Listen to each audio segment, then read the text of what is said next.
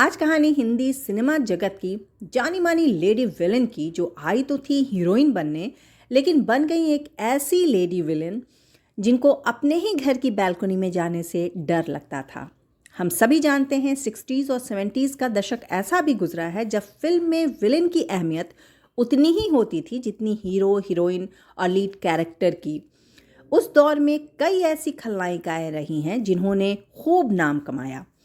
आज के मेरे इस वीडियो की नायिका एक खलनायिका है जिनके नाम का सिक्का उस दौर में हिंदी फिल्म जगत में खूब चला, और वो कोई और नहीं बल्कि बिंदु नानूभाई देसाई हैं।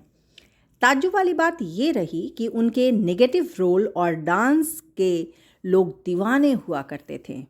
हालांकि क्या आप जानते हैं, फिल्मी दुनिया में बिंदु जी लीड हीरोइन बनने आई थी, लेकिन खलनायिका बनकर उन्होंने जिन बुलंदियों को छुआ वो काबिले तारीफ है।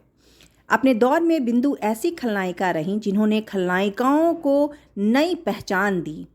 बिंदु जी की अपने कैरेक्टर की अदायगी ऐसी होती थी कि फिल्म जो भी हो, विलन का रोल आते ही मेकर्स बिंदु को कास्ट करने का फैसला ले लिया करते थे। यानी बिल्कुल भी दो राय नहीं है कि उस दौर में हिंदी फिल्म जगत में बिंदु नाम का सिक्का चलता था। फेस के इम्प्रेशन के साथ निभाए गए उनके नेगेटिव रोल्स और डांस के दीवाने हुआ करते थे लोग एक ज़माने में। कई हिट फिल्मों में बिंदु जी दिखी हैं, जिनमें अमर प्रेम, इत्तेफाक, दास्तां, दो रास्ते रहीं, जिनमें शानदार किरदार निभाने के अलावा अर्जुन पंडित, आंटी नंबर 1, मैं हूं ना और ओम शांति ओम जैसी बेहतरीन फिल्मों में भी नज़र आ चुकी हैं। अब किस्सा उस फिल्म का जिसने हीरोइन बनने आई बिंदु को विलेन बनाकर हिट कर दिया। 1971 में राजेश खन्ना साहब की फिल्म कटी पतंग, जिसमें कैबरे डांसर शब्बू का किरदार निभाकर बिंदु ने खूब वाहवाही लूटी थी। हालांकि शक्ति सामंत के निर्देशन में बनी इस सुपरहिट फिल्म में अदाकारा आशा पारेख भले ही लीड रोल में थी, लेकिन बिंदु ने अपने किरदार से सबको हैरान कर दिया था। और यही वो फिल्म थी जिससे बिंदु के किस्मत का सितारा चमका था। विलेन बनकर भले ही वो मशहूर हुई, लेकिन आई तो थी वो एक हीरोइन बनने। अपने एक इंटरव्यू में बिंदु जी ने खुद बताया था कि वो बहुत कंफ्यूज थी कि हीरोइन बनकर वो फ़ायदे में रहेंगी या फिर नुकसान में। अब एक किस्सा बिंदु जी की मदहोश दीवानगी का, जो उन्होंने निगेटिव किरदारों के ज़रिए अपने फैंस के दिलों में बनाई हुई थी। कपिल शर्मा के कॉमेडी शो में बिंदु जी ने खुद बताया था, उस दौरान अक्सर फैंस उन्हें ख़त लिखकर अपने दिल की बात उन तक पहुंचाते थे। एक दिन उन्होंने एक ऐसा ख़त पढ़ा जिसमें उनके एक फ़ैन ने लिखा था, मैं रोज़ आपके घर के बाहर आता हूं लेकिन आप दिखाई नहीं देती। मैं आपको दीवाना वार चाहता हूं और आपसे शादी करने की चाहत रखता हूं।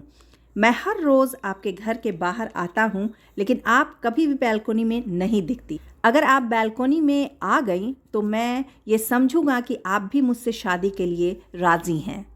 अपने निगेटिव किरदार से सबको डराने वाली बिंदु इस खत से इस कदर डर गई कि उस दिन के बाद उन्होंने अपने बैल्कनी में जाना बंद कर दिया था। ऐसा भी होता है।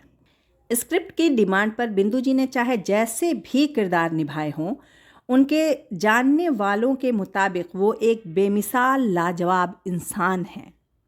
बिंदु जी के वालिद एक प्रोड्यूसर थे और उनकी मां रंगमंच में काम करती थीं। वालिद के गुजर जाने के बाद बिंदु जी फिल्मों में नज़र आई। बिजनेसमैन पंकज जावेरी से उनकी शादी काफ़ी जल्दी हो गई थी और शादी के बाद उन्होंने फिल्मों से दूरी बना ली। इसी बीच उनकी बहन जया की शादी महान संगीतकार जोड़ी लक्ष्मीकांत प्यारेलाल के लक्ष्मीकांत साहब के साथ हुई। एक दिन यूं ही बिंदु जी लक्ष्मीकांत साहब से मिलने उनके ऑफिस पहुंची। वहां फिल्मकार राज खोसला साहब भी मौजूद थे और बिंदु जी को देखकर राज खोसला साहब बोले, आप मेरी फिल्म में क्यों नहीं एक किरदार निभाती हैं? फिल्म थी दो रास्ते। इसके बाद तो बिंदु जी ने कभी पीछे मुड़कर नहीं देखा। फिल्म जंजीर में मोना डार्लिंग बनी बिंदु जी के लिए कौन अंदाज़ा लगा सकता था कि एक निगेटिव किरदार करने वाली खलनायिका हिंदी फिल्म जगत में लीजेंड्स में शुमार की जाएगी। भारतीय सिनेमा के इतिहास में बिंदु नानाभाई देसाई का नाम हमेशा फ़ख्र से लिया जाता रहेगा। मैं नीला अफरोज़ आप सभी के सामने रहूँगी फिर एक पुराने बॉलीवुड के किस्से के साथ, बस थोड़े इंतज़ार के बाद।